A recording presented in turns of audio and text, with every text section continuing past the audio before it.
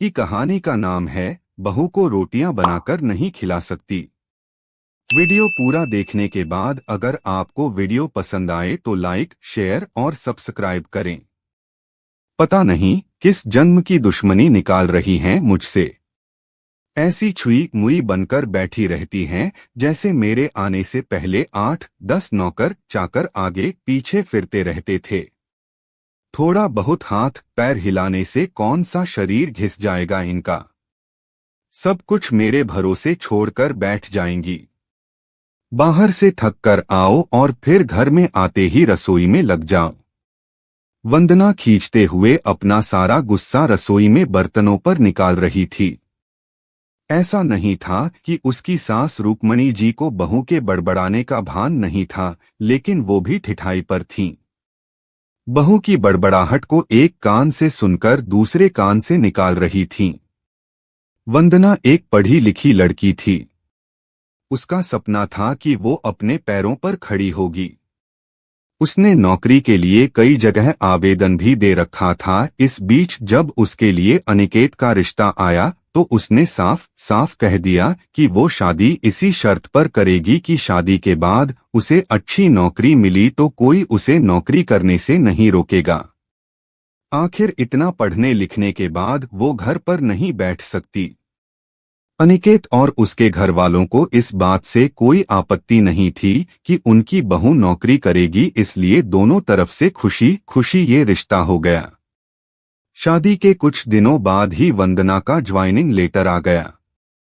जिस दिन वंदना ने अपने ससुराल वालों से कहा था कि वो अब नौकरी करेगी तो उसकी सास रुक्मणी जी ने सारे परिवार के सामने कह दिया था, बहू नौकरी करे इससे मुझे कोई आपत्ति नहीं है। मैं ये भी नहीं कहूंगी कि वो पहले सारे घर का काम करे फिर नौकरी पर जाए, लेकिन मैं भी अब पहले की तरह पूरा घर नहीं संभाल सकती। मुझे सब कुछ मंजूर है, लेकिन मुझसे ये उम्मीद मत करना कि मैं बहू को रोटियां बनाकर खिलाऊंगी। मुझे पता है कि अगर मैं एक बार इस भंवर में फंस गई तो जिंदगी भर नहीं निकल पाऊंगी। उस वक्त सबको रुक्मणी जी की बातें सुनकर हैरानी तो हुई थी। उनके पति ने तो ये भी कहा कि मुझे नहीं पता था कि मेरी सीधी सरल पत्नी भी सास बनते ही अपना रूप बदल लेगी। लेकिन इन सब बातों का रुक्मणी जी पर कोई असर नहीं हुआ। वो तो अपनी जिद पर अड़ी थीं। खैर वंदना को तो नौकरी करनी ही थी, क्योंकि घर के थोड़े से काम के लिए वो अपनी इतनी अच्छी नौकरी तो नहीं छोड़ सकती थी।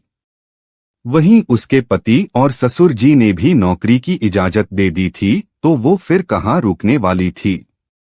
इस समस्या का ये हल निकाला गया कि घर के कामों के लिए एक कामवाली और खाना बनाने के लिए कुक रख ली गई। खाना बनाने वाली सुबह और शाम का खाना बनाकर चली जाती। वंदना का काम था ऑफिस से आकर बस खाना परोसना। यूं ही दिन निकल रहे थे। वंदना की शादी को 2 साल हो चुके थे। अब तो वंदना और बाकी सब घर वालों को इस रूटीन की आदत हो गई थी, लेकिन मुश्किल तो तब होती थी जब कभी खाना बनाने वाली छुट्टी ले लेती थी। ऐसा ही कुछ इन 2 दिनों से हो रहा था, जिस कारण से वंदना खींची हुई थी। ऑफिस से आकर रोटियां बनाना उसे बहुत बड़ा बोझ लगता था। वैसे तो रुक्मणी जी इन दिनों में सब्जियां काट कर बना देती थी, लेकिन बहू के ऑफिस से आने के बाद रसोई में झांकती भी नहीं थी। उस समय वंदना को अपनी बैठी हुई सास बहुत चुभती थी। वो बड़बड़ाती रहती और रोटियां बनाती रहती। बाद में अपनी माँ से फोन पर भर भर कर शिकायत करती, जिसके बाद उसे थोड़ा सा सुकून मिलता था। कुछ दिनों बाद वंदना के भाई की शादी भी तय हो गई। वंदना की होने वाली भाभी भी नौकरी पेशा था। वंदना की माँ ने सगाई के वक्त ही खुश होते हुए गर्व से कह दिया, भाई मैं तो और सासों की तरह नहीं हूँ जो बहू के आने पर हाथ धरकर बैठ जाऊं। जब अभी तक पूरा घर संभाल रही थी तो अब क्यों नहीं। मेरी बहू को मेरी तरफ से पूरी छूट रहेगी। जब एक माँ अपने बच्चों को रोटियां बनाकर खिला सकती है तो बहू को क्यों नहीं खिला सकती। बहू तुम निश्चिंत होकर नौकरी करना। रसोई मैं संभाल लूंगी। वंदना की मां के उच्च विचार सुनकर उसकी होने वाली भाभी का पूरा परिवार और खुद वंदना भी गदगद हो गई। वाह मां, आप कितने बड़े दिल की हैं। काश मेरी सास भी आपकी तरह होती। लेकिन मेरी किस्मत में ये सुख कहाँ। मेरी सास को तो बस हुक्म चलाना आता है। मुझे गर्व है कि मेरी मां इतने खुले विचारों की है। अपनी चिड़चिड़ाहट निकालते हुए वंदना बोली। कुछ दिनों में ही वंदना के भाई की शादी हो गई और कुछ दिनों बाद ही वंदना की भाभी ने अपनी नौकरी ज्वाइन कर ली। वंदना की मां भी अपनी बहू को हथेलियों पर रखती थी। सुबह उसका नाश्ता, टिफिन, फिर रात का खाना भी तैयार रखती थी। अपने हाथों से परोसकर सबको खाना खिलाती थी। उनकी बहू भी मम्मी जी करती हुई अपनी पसंद नापसंद बताती रहती थी, जिसे वंदना की मां बड़े चाव से पूरा करने में लगी रहती थी। खुशी खुशी दिन बीत रहे थे, लेकिन ये प्रक्रिया धीरे धीरे अब उदासीनता में बदल रही थी। वंदना की भाभी को अब कुछ भी ना करने की आदत पड़ गई थी। एक दिन जब वंदना फोन पर अपनी मां से बात कर रही थी तो उसकी मां बस रो पड़ी। बेटा, मैं इतना करती हूँ तेरी भाभी के लिए, फिर भी उसे मेरी कद्र नहीं।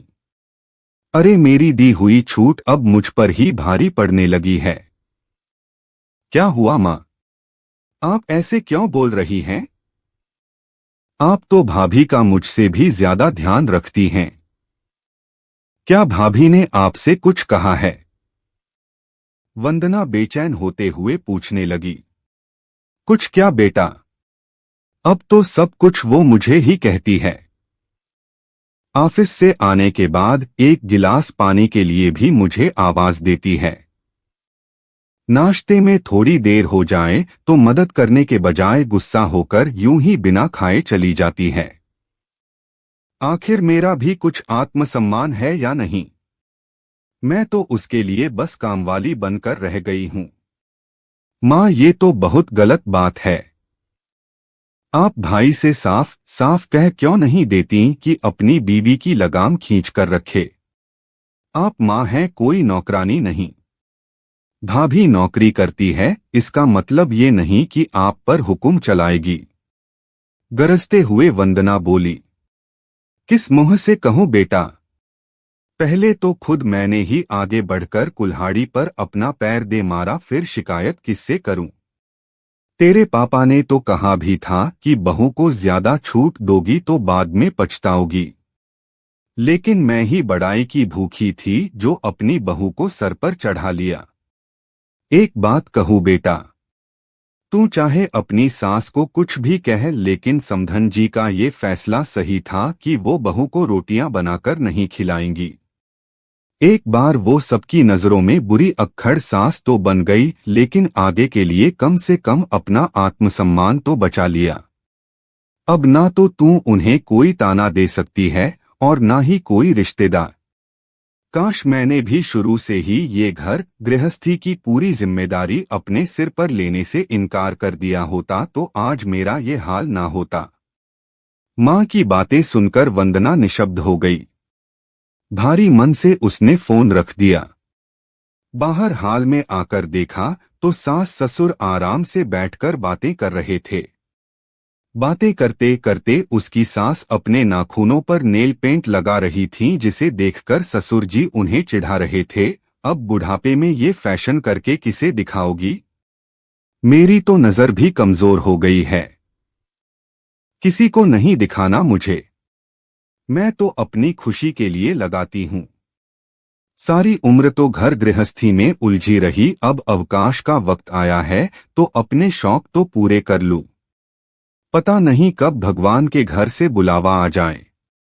वंदना की सास मुस्कुराते हुए बोली। पता नहीं आज क्यों वंदना अपनी सास की बातें सुनकर चिढ़ नहीं रही थी, बल्कि वो भी मुस्कुरा उठी। सही तो कह रही हैं मम्मी जी, एक गृहिणी को अपने लिए वक्त ही कब मिलता है। पहले अपने बच्चों को पाल पोस कर बड़ा करो, फिर कामकाजी बहू आ जाए तो उसे और उसके बच्चों को संभालो। काश मेरी माँ ने भी मेरी सास की तरह पहले ही कह दिया होता कि बहू को रोटियां बनाकर नहीं खिला सकती। अगर आपको वीडियो पसंद आए तो लाइक, शेयर और सब्सक्राइब करें।